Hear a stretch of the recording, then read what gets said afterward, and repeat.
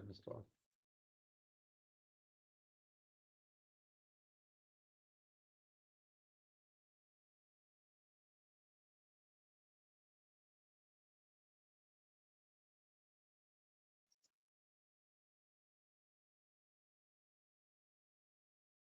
Everybody hear me?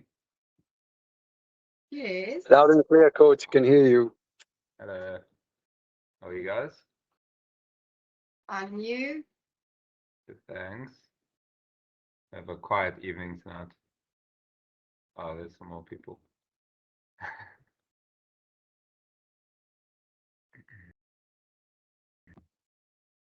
Hope you all had a good week so far.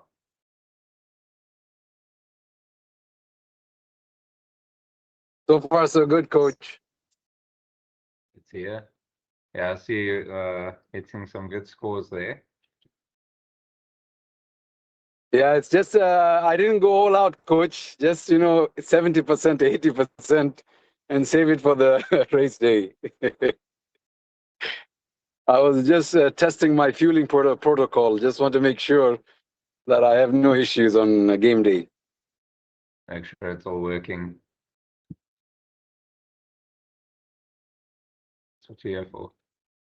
I'm just making sure it's not working.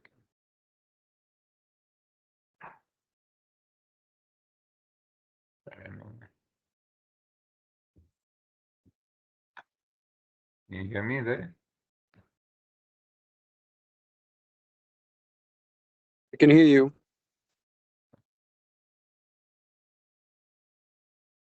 There we go. Hopefully you can still hear me. Yes, we can.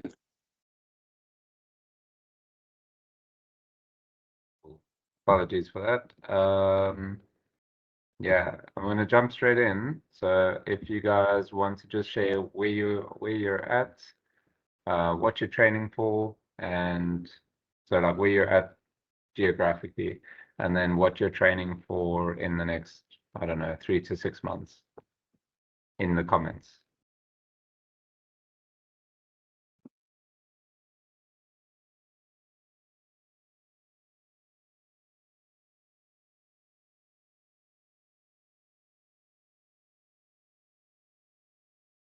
And I will share my screen and we can get started.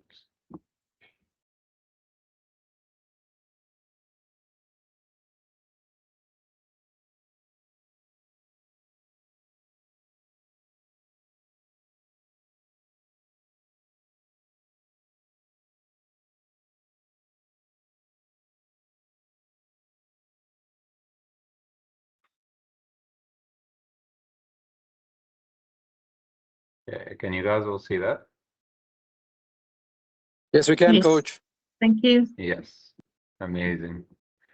Okay, if you do have any questions or anything, I can't see if you are raising your hand or not. So just unmute yourself and interrupt me if you need to. So we're looking tonight at fueling performance, specifically nutrition, hydration, and then basically just trying to get optimal athletic performance. I think when we look at this, I know there's a bit of imposter syndrome for some people. It's like, well, I'm not an athlete. I think that is something that does need to shift in us. Like we're all built to become athletes. Like we can all run, we can all cycle, we can all swim. Whether it's natural to us or not is a question, right? That's I can't say swimming was fully natural to me always. I know I had to work really hard to build my technique in breaststroke, and freestyle I didn't really like until I started doing triathlon. So, all these things. And then running wasn't even a thing in my life until I decided I got too tired of swimming. So, I always felt like I was suffering running. So, but yeah, as we become better athletes, then we can start looking at these things and become more aware. So if I look at just specifically looking at nutrition, the first ultra endurance race I did was a 35-kilometer run. So this was in 2017, the Ultra Trail Cape Town. Sorry, I hear someone's trying to get in. Let me just make sure that they are there.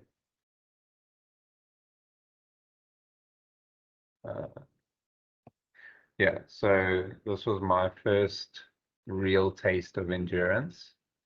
And that was not easy. Like my longest run before this was a 17-kilometer run 3 weeks prior. And I thought I'd done my training, but I honestly realized that I didn't do the training that I should have been doing. Yeah, so this was me. It took me 6 hours to do this. I thought I was great running with a bottle in my hand in addition to the bladder on my back, but I realized with the amount of aid stations and stuff in the race, I actually didn't even need to. Yeah, I didn't need to carry that bottle with me. And then when I look at doing a 72-kilometer run that I did in 2022 with Liesel, who's on the call, yeah, we did this, and it was a 4,500 meter elevation as opposed to 1,500 meter that I did for the 35K. And we did that in about 14 and a half hours, which was, I mean, don't get me wrong, it's a long day out, but you know, we had this full nutrition plan. There was so many things that changed, but we had every 20 to 30 minutes, we had something on the go. You know, we just kept going. I remember specifically feeling that like for the first 6 hours, I didn't even have to worry about anything. Like I felt like comfortable just going up and down the hill all 6 hours. And I mean, that was a great feeling. I think once the body started really feeling some niggles, that's where, you know, nutrition doesn't help. But at the same time, I always felt fueled and hydrated, and I felt good the whole way, you know. So we still had some smiles at the end. If we look at like the costs of endurance, we're looking at the calories that we burn, the fluids that we lose as sweat and water, and then the sodium and minerals that we lose. So we need to be replacing these things. Calories burned, the best way to replace them is through carbohydrates.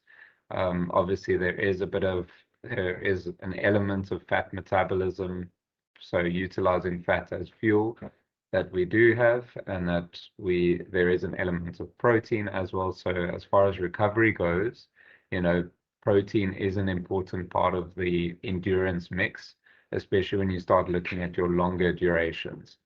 And then something that we don't think about is like brain fog and the mental impact of endurance.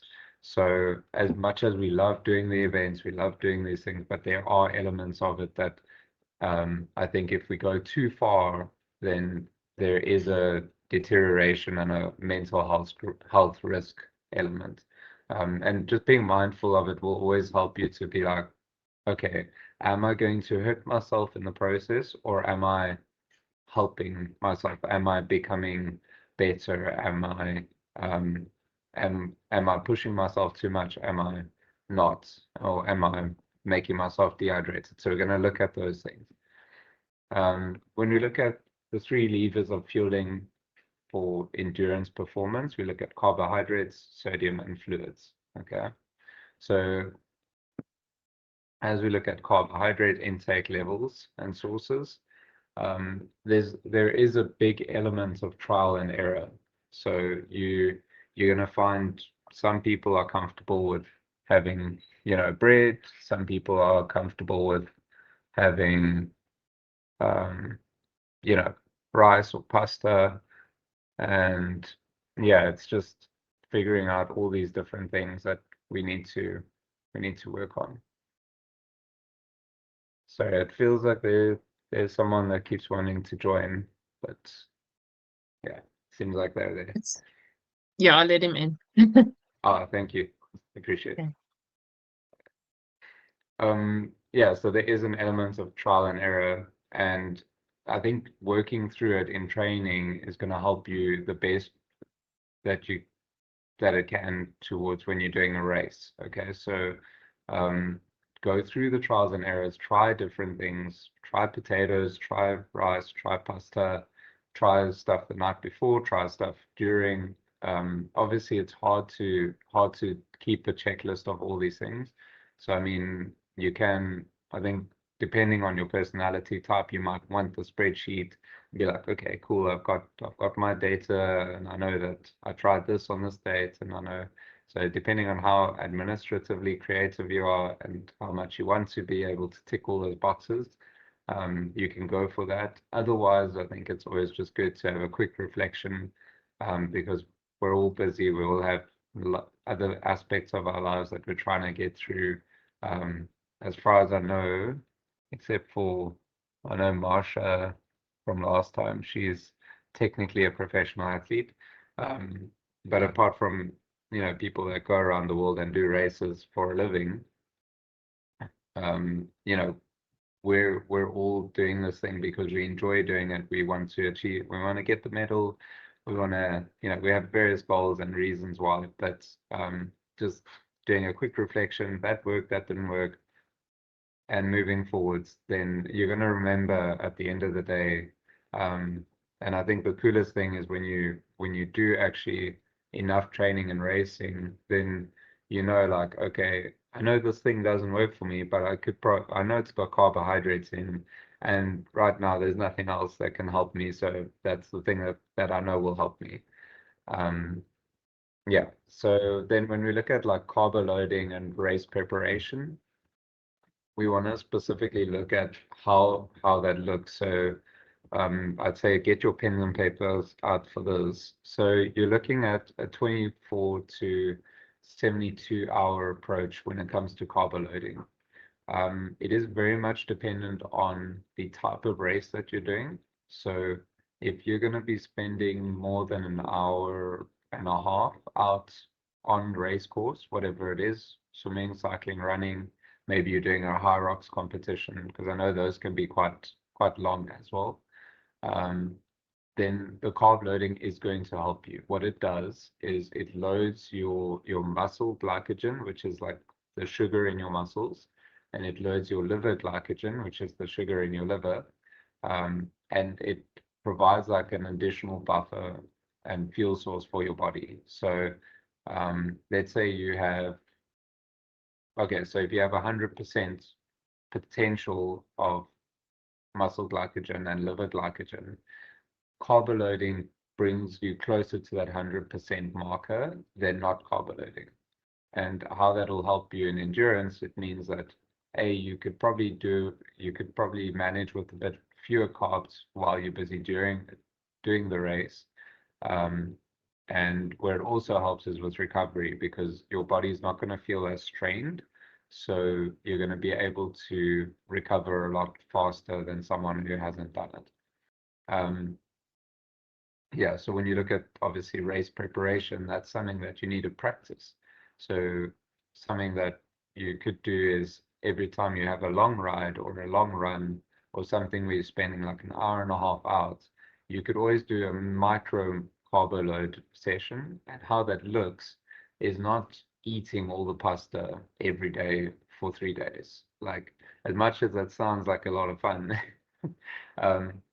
I think the easiest approach is to really just add about 10 to 20% of your fuel intake, like what you would like in what you would normally eat. You would take an additional 10 to 20% each day in each meal, and that should bring you up to your sort of goal if you have a good and balanced diet. If you don't normally take in carbohydrates, if it's not like a big part of your diet, then you could probably just add like an additional like bread roll or serving of rice or serving of pasta to whatever you'd normally have, and that would be sufficient for you, because obviously our bodies adapt. So if your body is used to this amount, then like a low amount, then getting more is going to be helpful. But if you're used to quite a lot, then you need to just up it a little bit more. There are specific numbers and values you can use to calculate that, but I don't think it's really necessary to go that deep into it. But as we work together, we can work on that. Yeah, and then the other important thing is to cut out the fiber when carbo loading. So you want to anything that is more refined. So instead of having brown rice, you're going to do white rice. Instead of having whole wheat pasta, you're going to have like just plain pasta. And so these things will help your digestive system take in the carbs. Something else that is also helpful is getting carbs in fluid format. So that could be adding a fruit juice.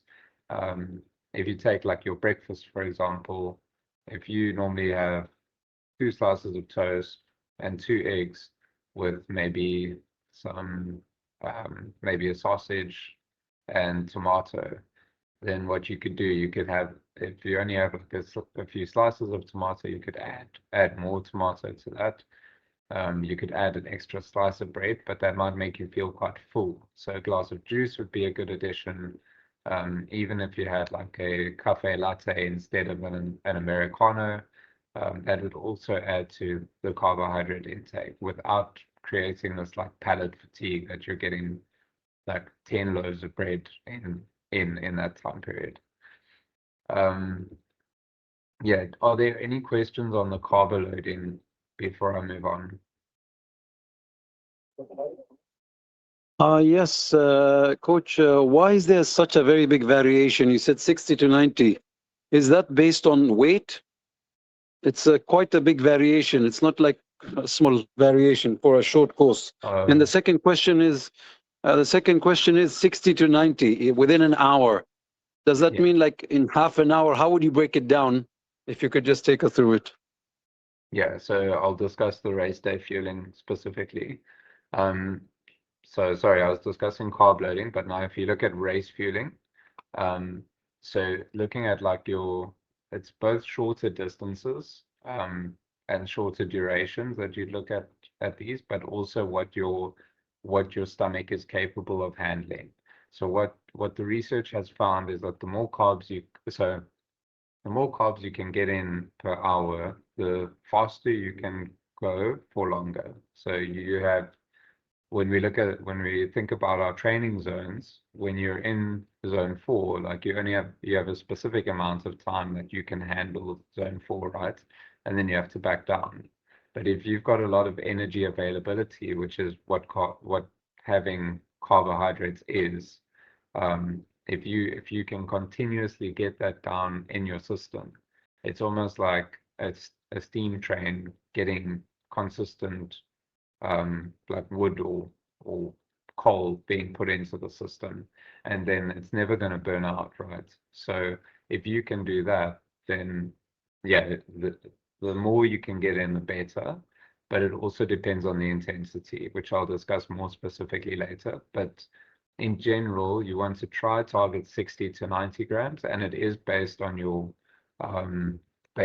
body weight. So people who are, let's say, weigh 50 kilograms could probably get by on maybe 40 to 60 grams of carbs per hour, whereas most people that are sort of 60, 70, 80 kilograms in weight, they're going to target 60 plus grams of carbs per hour. And then obviously, if you're spending like an hour and a half, 2 hours, 3 hours out on course, then the longer you can take in that amount of fuel, the faster you'll be able to go. Whereas if you can't keep getting that in, then at some point there's going to be a drop off on your energy availability, and so your blood glucose is gonna drop, and that's why you'd end up feeling more fatigued. So yeah, but it has a lot to do with how your gut handles carbs. So you have to basically just do a lot of training, and then specifically how refers to a question of how does it look. Yeah, you could break it up into 15-minute intervals. You could break it up into 20 or 30-minute intervals. It really has a lot to do with what you're used to and like what volumes you're used to taking in. So there's most gels are normally like 30 grams of carbs in each gel sachet. So then you'd want to, if it's 30 grams, then you can normally get in about 60 per hour. Then you could do like every 20 to 30 minutes would be safe. But yeah, on a shorter course, you're also going to be pushing higher zones or higher intensities. So that's where you'd need more carbs in the hour, because you're going to be burning a lot more quicker. Does that answer your question?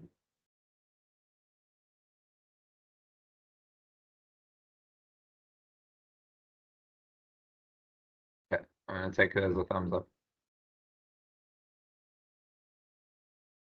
Yeah, so then when you look at modulating your intake with your training and racing zones, I've just made a little graph here. So if you look at your percentage of effort, so if you start down at like sort of zone 2, zone 3, this is an example. Like if you're spending 30 minutes at zone 2, which is about 50 to 60% effort, you could probably get by on less than 30 grams of carbs.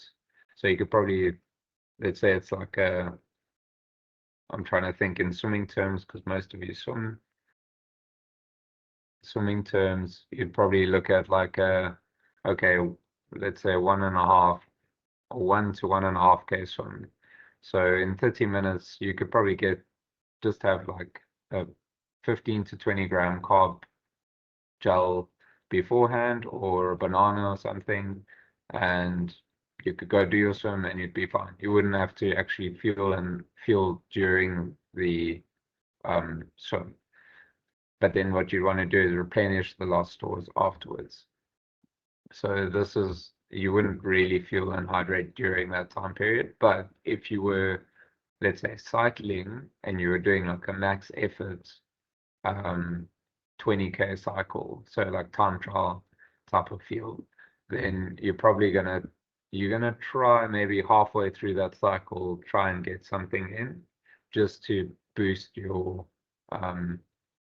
energy availability in your body, because you're going to be working at like zone 5. So you're probably going to see that this number would go up over there in terms of how many carbs you'd need in that time frame.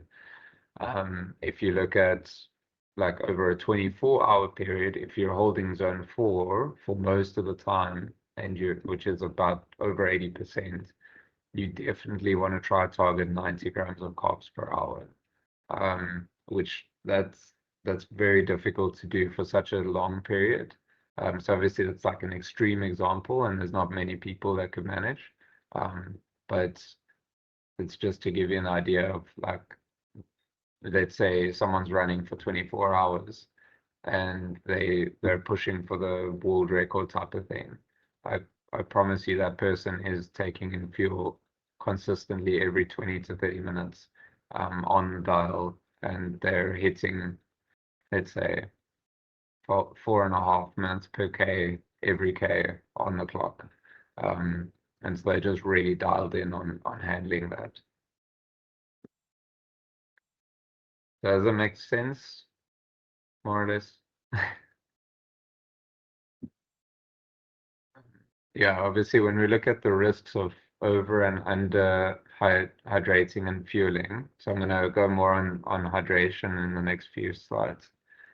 If we look at the under fueling, you have a decreased performance potential, persistent fatigue, injuries, difficulty concentrating, lack of coordination, and muscle weakness. So if you think of like what happens to your body when it doesn't have fuel, like your brain has apparently, so I don't know who mentioned this, but apparently your brain has so much sugar that it, like, like the blood in your brain is almost like syrup or honey, and so you can imagine if there's a slight decrease in that availability of glucose in your brain, then you're not going to be able to focus on anything. So I think a good test for yourself to do during training, will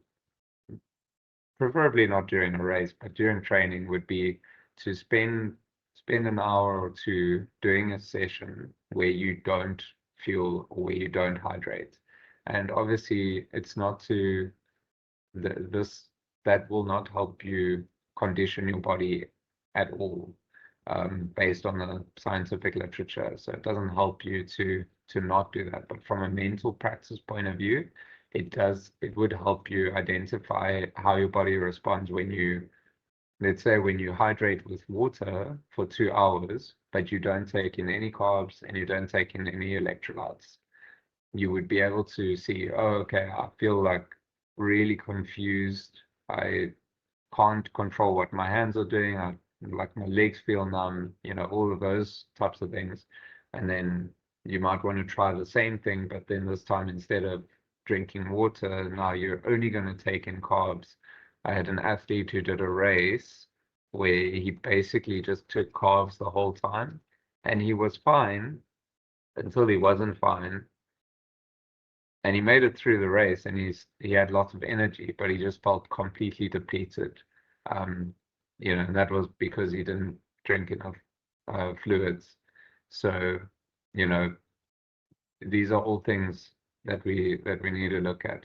When you look at overhydration, this is also a problem. There was a military route that happened in South Africa, and there was a squadron of guys that went out. I think it was like 50 or so. And the one guy, he did the loop as like the fastest that anyone had done it. But he had drank so much fluids that by the time he got to the end, he had hyponatremia, because he diluted his sodium levels in his body, and he actually ended up dying because of it, which is horrible. But that's the real risk of drinking too much. He became completely disorientated. He didn't know he knew where he was going, but he didn't know full cognizance. So these are things that we need to be aware of as endurance athletes, because we are pushing our bodies to the limits. Yeah, so when we look at sweat rates and electrolyte loss, so if you look at the sodium content, it's quite difficult to determine how much sodium you take in, or how much you need to take in. But you can if you go for an hour run and your shirt starts to crystallize from salt, that's a good indicator that you need quite a lot of sodium intake during your training and racing. What you'd normally look at is about, normally most people, 500 milligrams per hour is good. At like an average intensity, if you're working really hard, you can look at about 1,000 to 1,500 milligrams per hour. That's if you notice that your shirt is crystallizing after a long run or a long cycle. Obviously, if you're a swimmer, it's more difficult to identify this. So if you are a swimmer, I'd suggest either going to like a medical clinic to help them identify your sodium loss per hour, or you can do a run or a cycle for an hour or two and see what happens, just as like an easy test. So yeah, you need to be as specific as possible for yourself. But yeah, definitely you want to start hydrated in any circumstance. So if you wake up on race morning and you see that you're dehydrated, you should have like alarm bells ringing and say, okay, I've got 2 hours till my race. How am I going to get some fluids in to make sure that I'm not dehydrated? And what that could look like is like, okay, I'm going to take my Gatorade and I'm going to make sure that I drink that down in the first hour, and I'm going to make sure that I have some water with salt tablets in the next hour, maybe another 500 mils. Obviously, don't have like 2 liters of fluids in 2 hours. That's going to be too much, but you should at least get maybe between 400 and 700 mils of fluids in before you start your race, to make sure that you're not just going to play catch up for the whole race. Obviously, the longer the race is, the higher your risk of dehydration is. So if you look at a 3-hour race and you need, let's say, 750 mils per hour, then if you only get 500 mils, then after 3 hours, by the end of your 3-hour race, you're about 750 mils down. So these things are, I mean, no one wants to sit and do maths while you're racing, but at the end of the day, it is a game of numbers. And if you're just aware of it, you don't have to, you don't have to be too specific on it. But as long as there's a basic awareness of it, then you can improve your performance just through knowing these things, and not being 750 miles down on your race. So as soon as you start going like 3, 4, 5 plus hours, that's where you want to try and increase these uptakes, at least in the beginning. And then if you feel like, oh, okay, it feels like too much, then you know you can back off a little bit, so you know when your body's comfortable. But if you're supposed to get in 750 mils and you're doing a 10-hour or 15-hour event, then if you're 10% down after 10 hours, you're already 1 whole hour back behind. So it's almost like compounding interest. The easiest way to do a sweat test is to basically go for a run for an hour, weigh yourself beforehand, weigh yourself afterwards, and then see what the difference in weight is. If you do have to drink any fluids while you're busy with that, because maybe it's really hot, like where we are, then you can just add, so let's say you drink 100 mils of fluids during that run, then you just add that to whatever the difference is. So let's say you go from 69 kilograms down to 68, and you had 100 milliliters of fluids, then you would say you've lost about 1.1 liters of fluids, which that's quite a high sweat rate, and you run a higher risk of dehydrating during a longer race than most people. So it's something to be very vigilant of. All right. Does anybody have any questions on sweat rates, electrolyte loss? Yes, I have a question, Coach. Is it possible to preload 2 days before with electrolytes that, or you keep on drinking for the next 2 or 3 days before the race? So in order to always feel that, you're fully loaded. I'm not sure if that actually concept works or not. So you talked about carb loading, but then when it comes to electrolytes, is that something that can be done 2, 3 days before? Because sometimes I might get up late to the race. For the sake of example, I might get up early in the morning and I only have maybe, let's say, 45 minutes to the race. Yeah. And I cannot probably drink that so much of water. Or maybe I can try, but not everyone will be able to. So what would you recommend? Yeah, so it's definitely worthwhile increasing your sodium or electrolyte intake in the days leading up to the race. There's not specific values or numbers as to how much one needs to get in. It's not as I think it's been more studied in carbohydrates, but yeah, if you had to, let's say, have 2 salt tablets in the day leading up to versus no salt tablets, you'd definitely be in a better position. So it's a good question.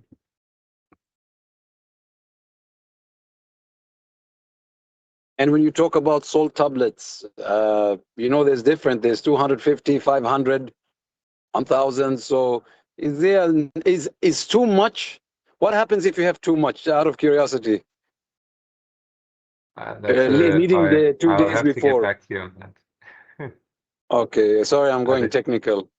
No. I think my guess would be that if you had too much, it is like minerals. So I think your body would just get rid of it. It would just be like excess, and it would get rid of it. Not like, yeah, it wouldn't be like eating too much carbs. If you eat too much carbs, it would get stored as fat. But with electrolytes, your body would get rid of it in one way or another. So, but you could, if it is too much iron or anything like that in whatever you're taking, then you could run a risk of some problem there, I suppose.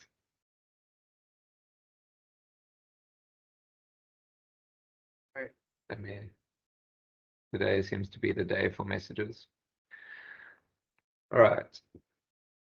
So then when we look at pacing ourselves, when you're busy taking in fuel, you don't want to and hydration for that matter, you don't want to be pushing it like zone 5, zone 6. Okay, because what happens is that the harder your efforts are, the more the blood is being sent to your peripheries, your arms and your legs. And so with that in mind, the blood is not being sent to your stomach, so it means your stomach is not really doing much.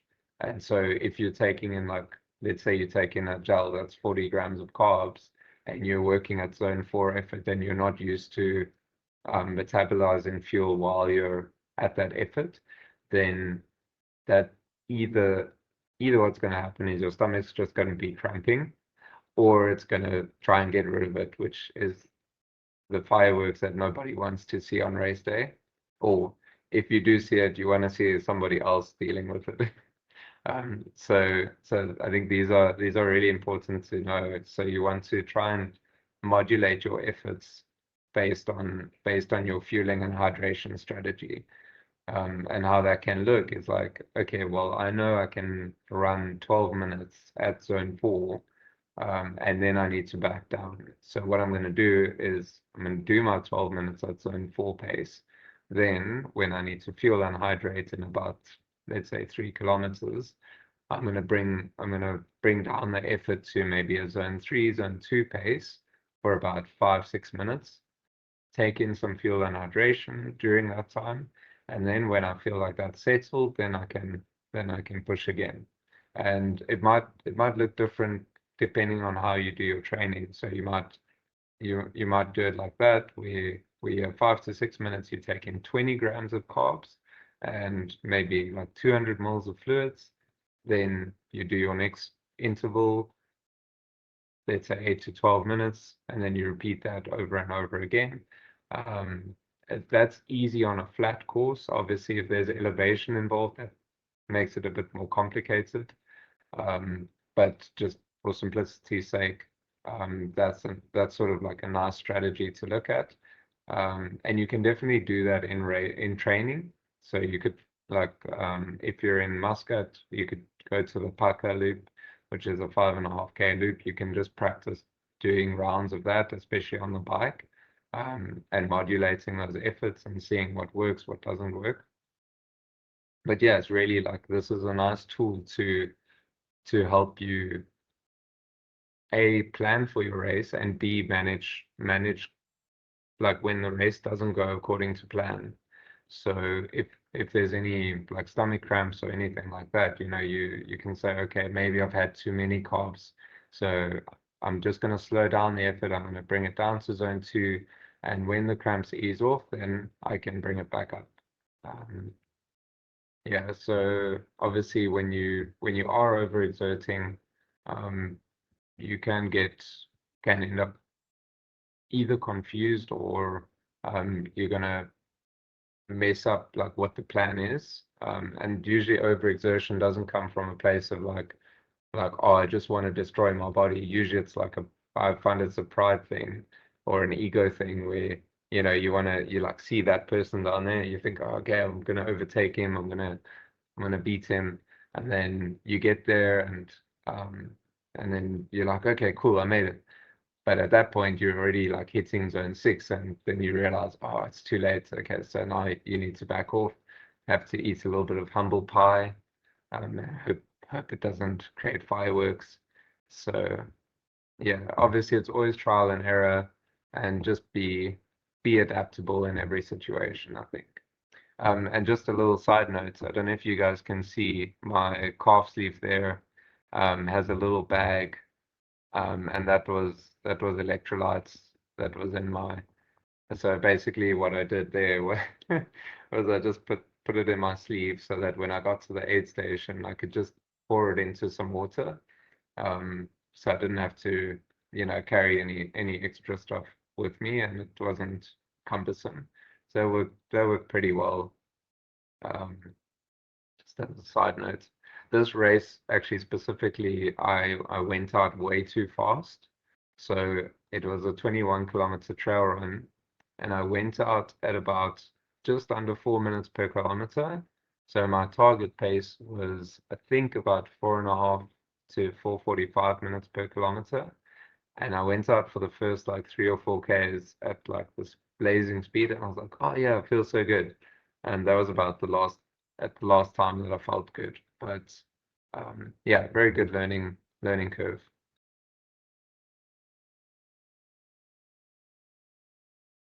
Cool. So that's pretty much everything that I have to share with you. Does anybody have any questions or thoughts or theories that we can learn from? Yes, coach. I have a question. Yes. Regarding the role of caffeine in the pre-race, like prior to the race, like 30 minutes, and during the race, is there any like kind of a formula for that, or it's kind of like what do you think about? Because I think maybe if you are used to caffeine, some kind of it is. I think it's not like a choice; it is a necessary for you to do it. That's what I think. So, what is your thought about that? I didn't hear all of the question, so I don't know if you could repeat that. Just I would like to know what is the role of caffeine.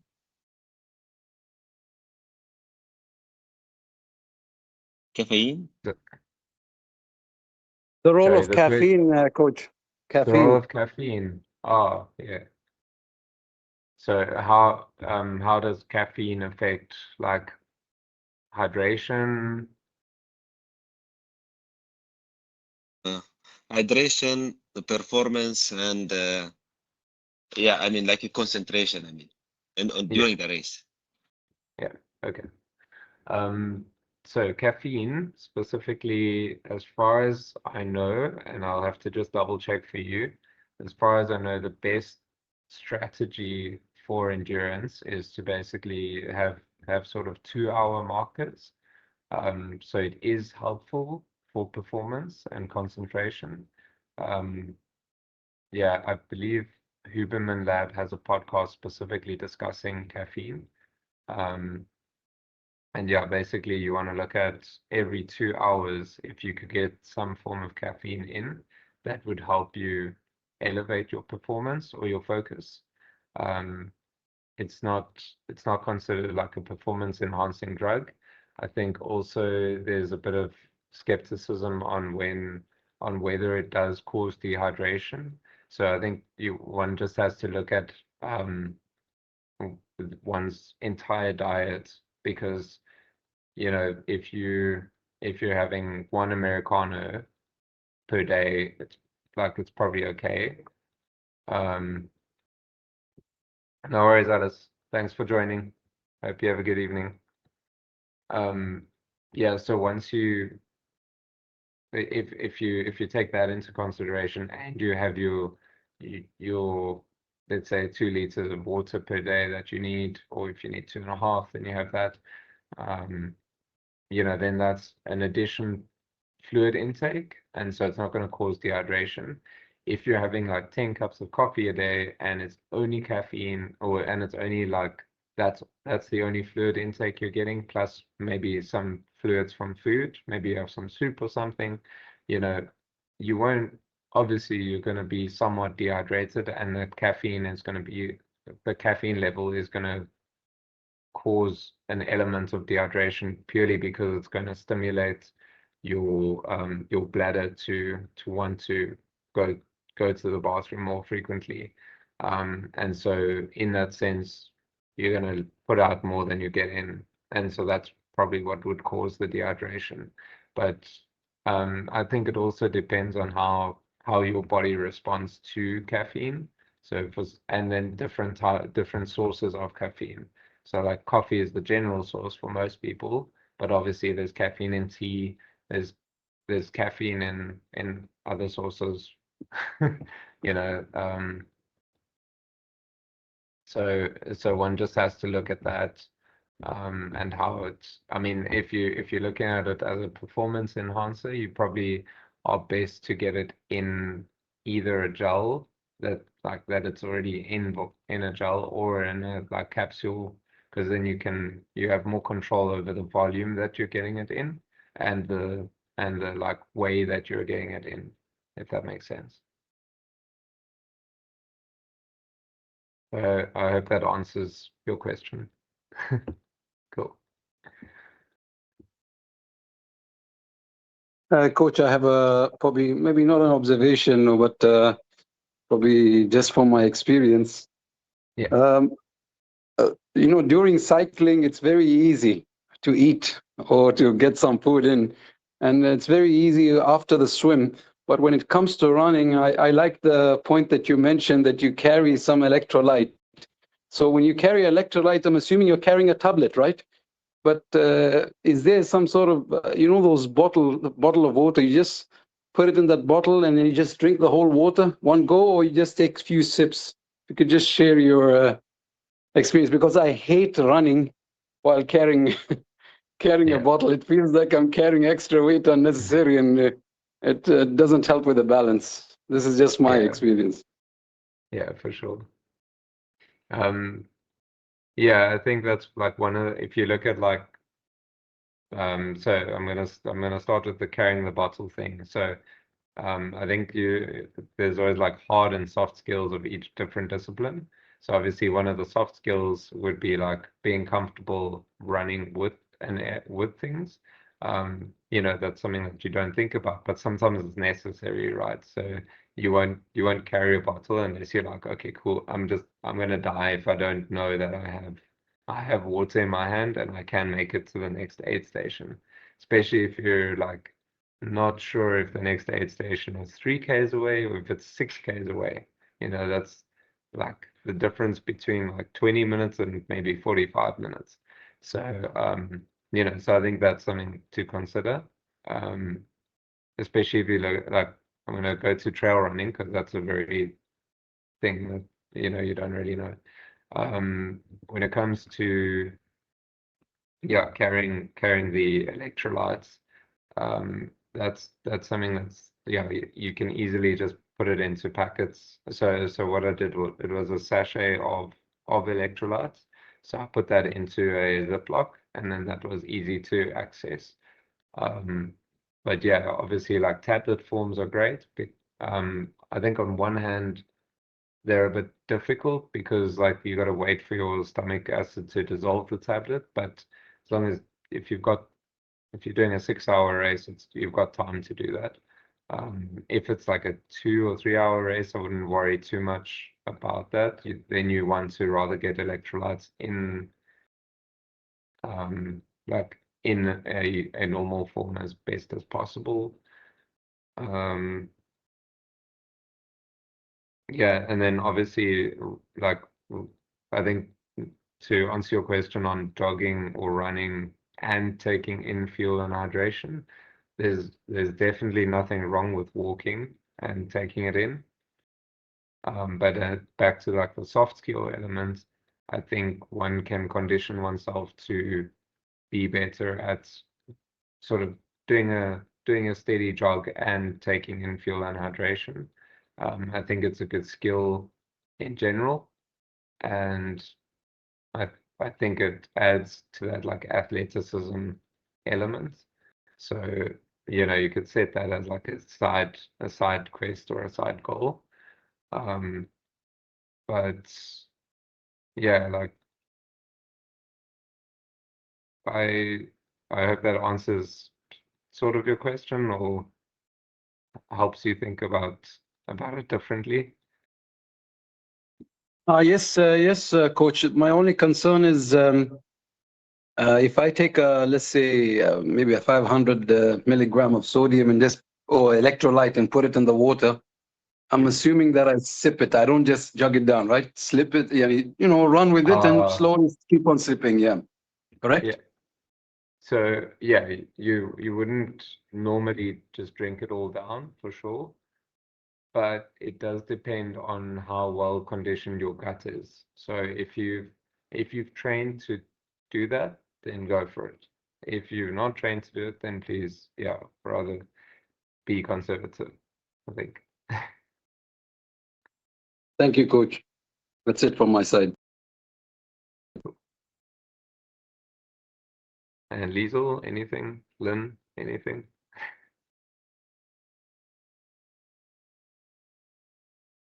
Nothing from me. Thank you, coach. I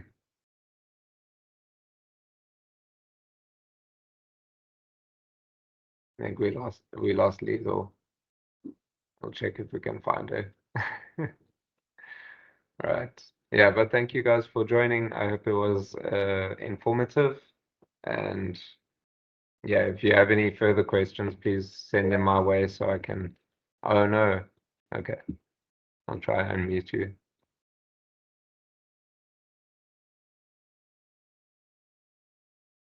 Oh, I can't unmute you.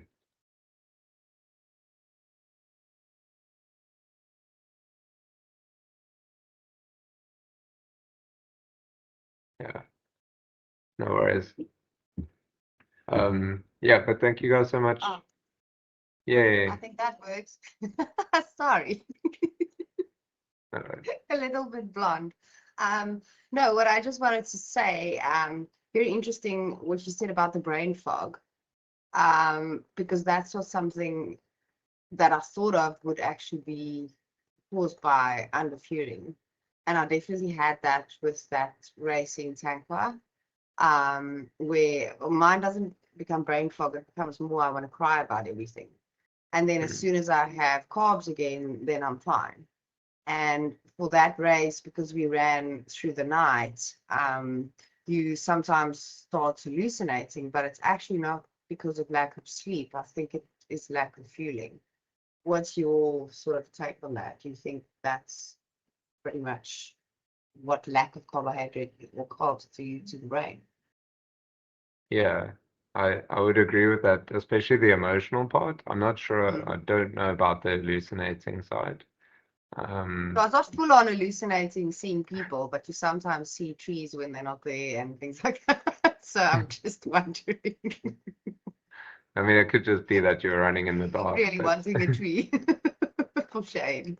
But yeah, it was very interesting, the brain fog side. And then one more question, just on you also talked about palate fatigue beforehand. But what about palate fatigue during a race?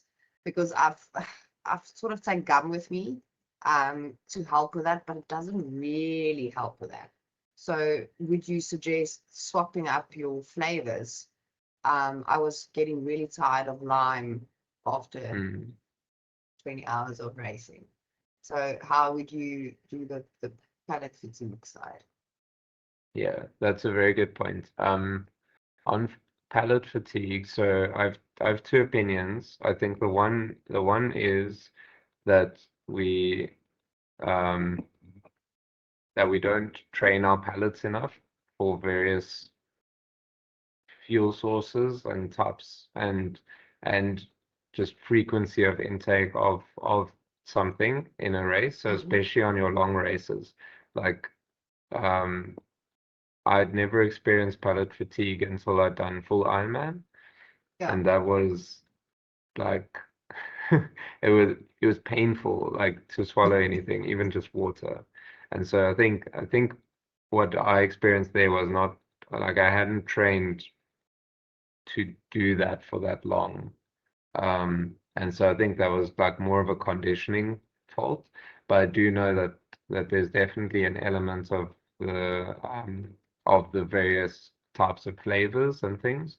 And so my opinion there would be that you'd want to change it up while you're busy with it. So you'd want to have like maybe a sweet fueling source and a savory fueling source, and then like a neutral one, and then rotate between those three things, because in that sense then maybe even variating between like very smooth, a little bit crunchy, maybe jelly like, so that you've always got like a different textile going in at various intervals. And so then you could map it out on 20-minute intervals or 30-minute intervals. And then you always know. So this is like, I think, more specific to doing like a 6+ hour race or event. Yeah. Thanks. Yeah. I mean, those are my opinions though. So don't I try it regard out them for yourself. high, so I'll use that.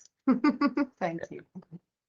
And then onto that point, I think it also depends how far along you are in your event. So if you like, let's say you're doing a 24-hour event, if you're in like the last 2 hours, you've probably, and like you've been hitting your targets, you'll be fine without taking in anything else. Like if you are experiencing pain, or just like you don't want to drink or eat anything, then like, okay, you've been at the right level.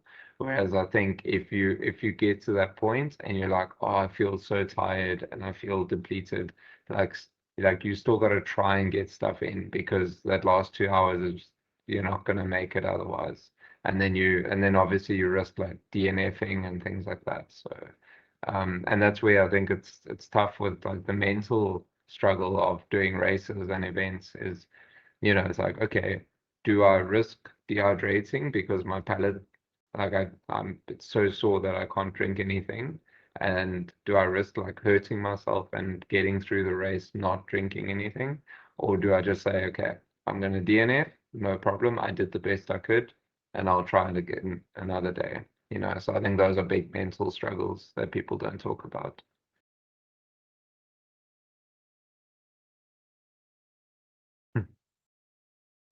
Yeah, so that's a nice way to close off, I think. But yeah, thank you guys. I appreciate your time and I hope it was helpful. It has been. Thank you very much. Thank you. Very interesting. Thank you. Someone's got to carry the boat, as always. Yeah, thank you guys. Have a lovely evening and see you all soon. And you. Good night. Thank you, Coach. Have a good night. See you. Bye. Bye.